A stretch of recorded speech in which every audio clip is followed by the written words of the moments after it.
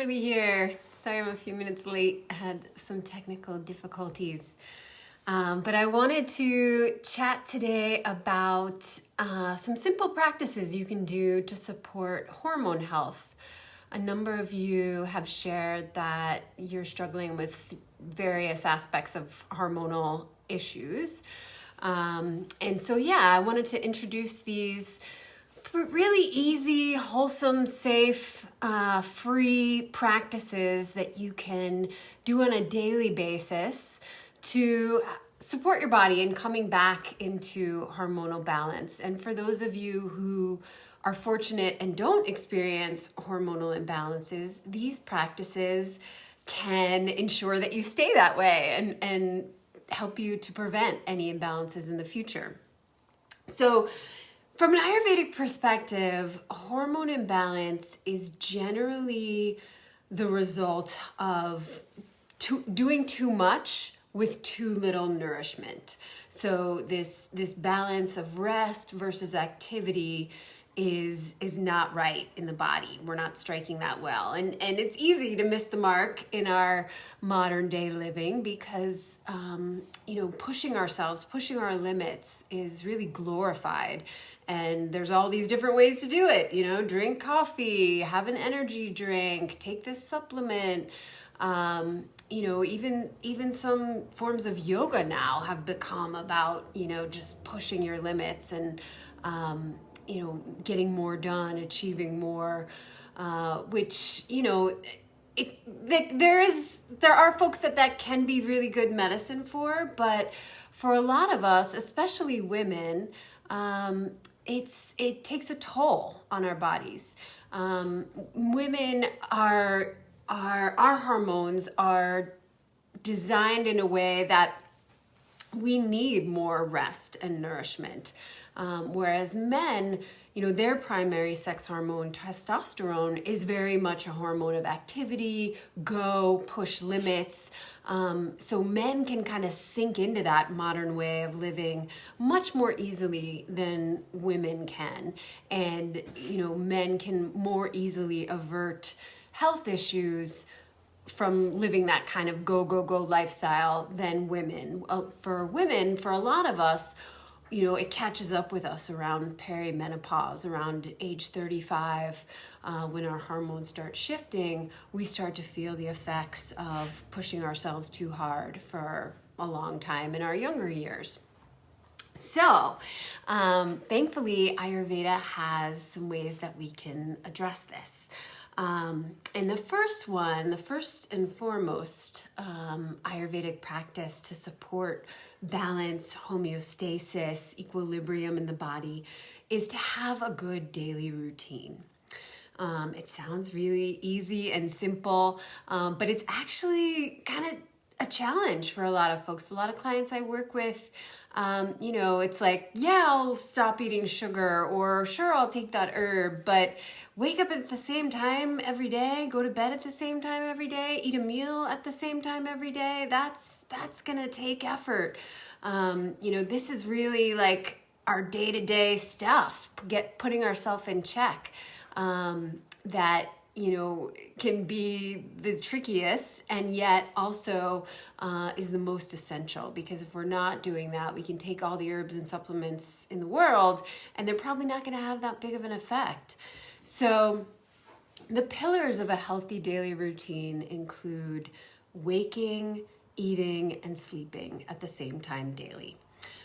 So as best you can, try to do that. And ideally, we're waking with the sun.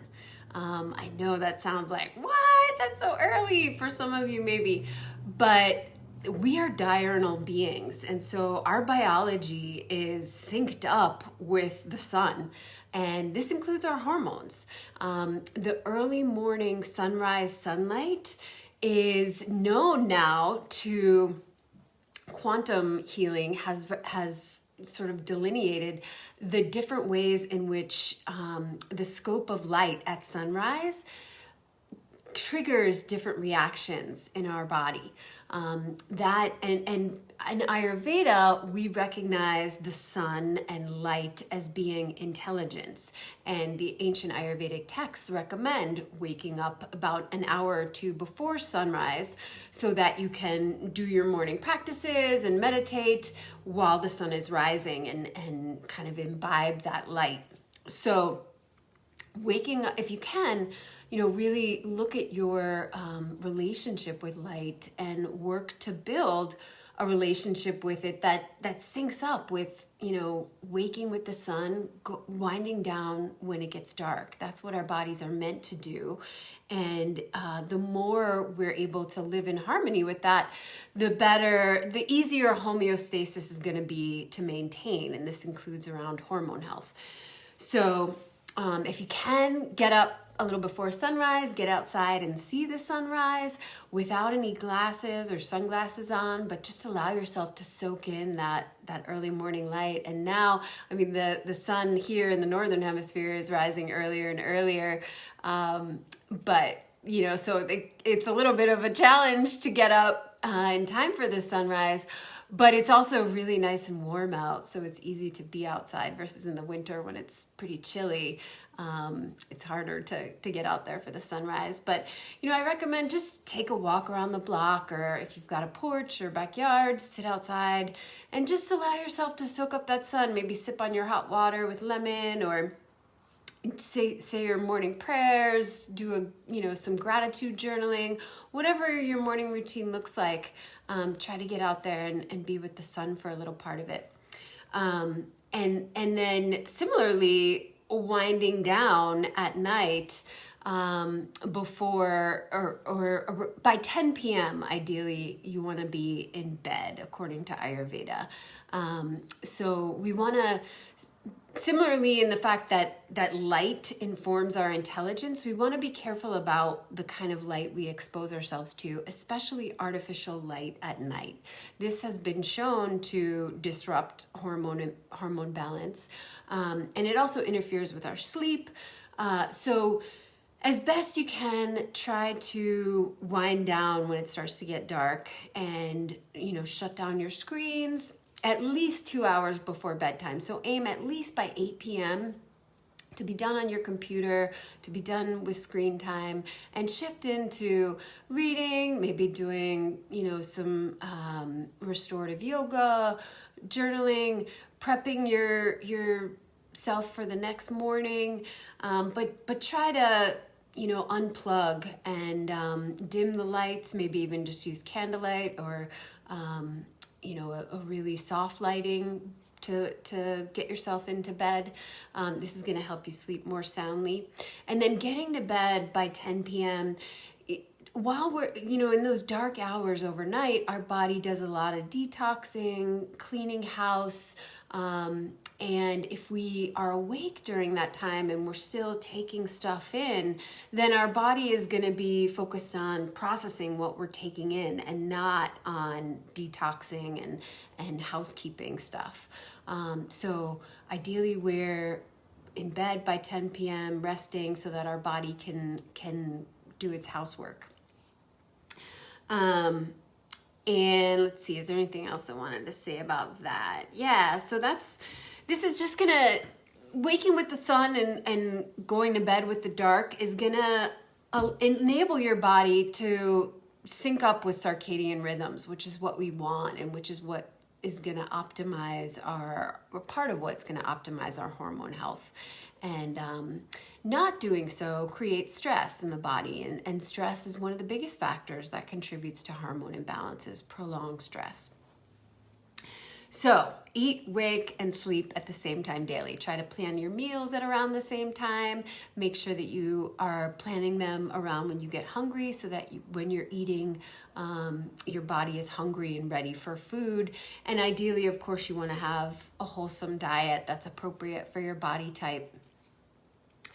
Next on the list, in terms of the simple practices to support hormone health. So number one is a good daily routine. Number two is the practice of self-oil massage, which I've talked about in here before. It's been a little while since we've addressed it directly.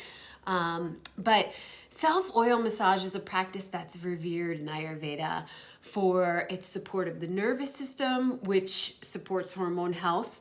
It also supports immunity, it supports aging well, and it supports nourishment in the body.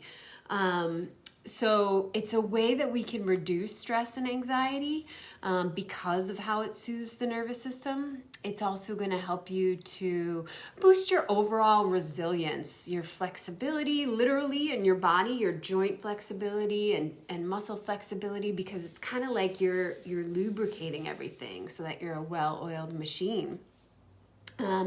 It's also going to promote really sound sleep, which is good and important for maintaining homeostasis and our hormone health.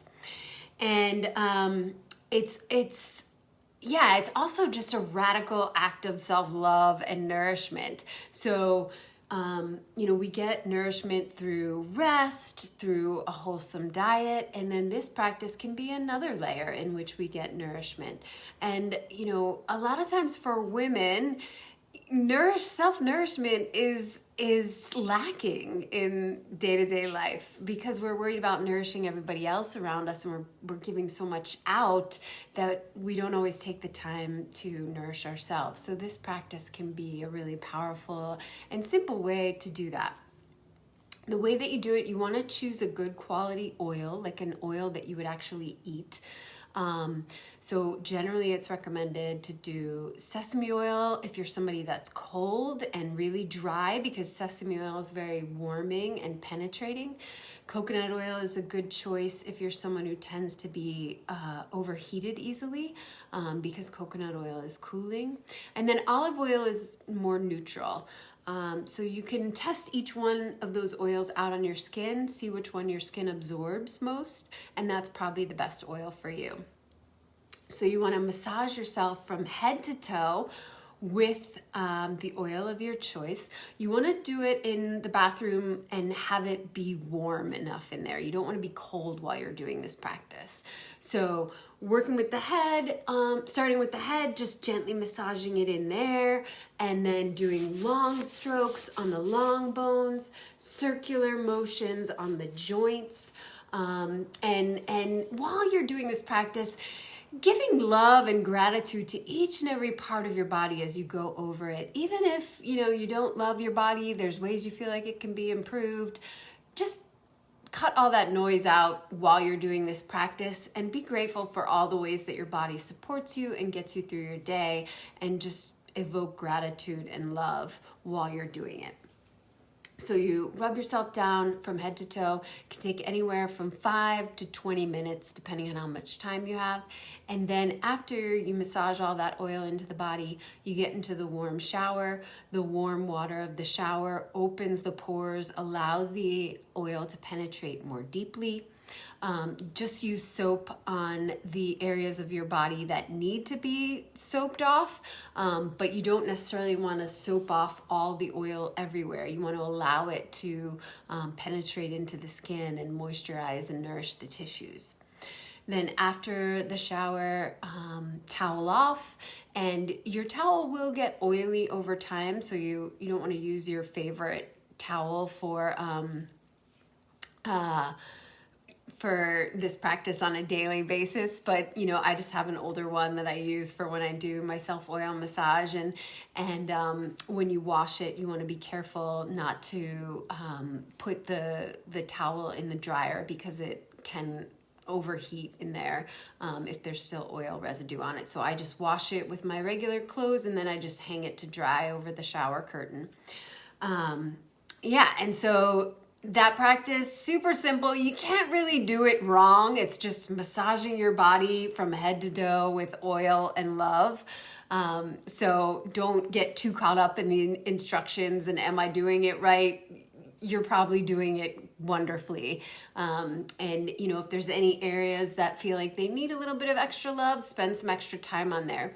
You want to Make sure when you massage the abdomen that you're going up on the right, across, and down on the left, so that you're sort of continuing the momentum that the digestive tract is moving in. You want it to go with the flow of your digestion and not against it. Also really good for women, massage the breasts. Do powerful circular motions in both directions and really get in there and massage that tissue. This breaks up any kind of stagnation that happens in that area. This is why women are more prone to breast cancer, is because the breasts are generally very still, not very stimulated. Even with foreplay on a regular basis, you're not really getting in there and massaging that tissue. So really do that before the shower to get as much movement in that area as possible. And ideally, this practice is done in the morning on an empty stomach. If it's not possible for you to do it then it's fine to do it in the evening. Ideally, a few hours after you eat. It's a nice way to wind down and get ready for bed. It can be another activity, after you shut down your screens. Maybe do a self-oil massage, take a bath, and then head off to bed. And if you can't do it every day, aim to do it at least 2 or 3 times a week, and try to make it a really sacred ritual as best you can.